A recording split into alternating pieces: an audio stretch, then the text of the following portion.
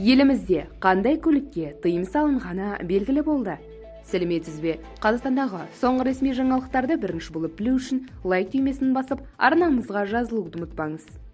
Шэкмен деп аталатын қытайлық жүк көлігі енді елімізде жүрмейді.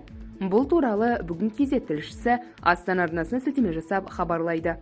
Бұл туралы көлік министрі Марат Қарабаев Астана қаласының тұрғындарымен кездесуінде айтты.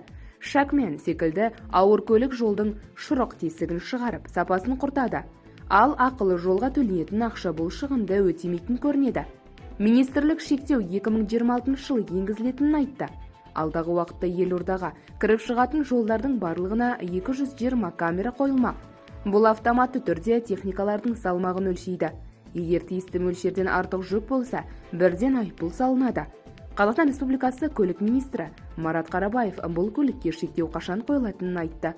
Жолдың сапасын құртатын жүк көліктерінің көбі шакман, басқа елдердің бәрінде бар техника тек карьерде жүреді. Бізде ғана магистралды жолдарда жүруге рұқсат етілген. Шектеуді биыл қоямыз дегенбіз, бірақ кәсіпкерлердің де жағдайын ойлаған дұрыс.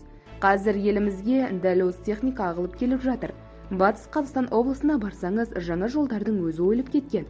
Ал бұл жолдарды салуға бюджеттен қыруар ақша жұмсалды деді мәлімдемеде.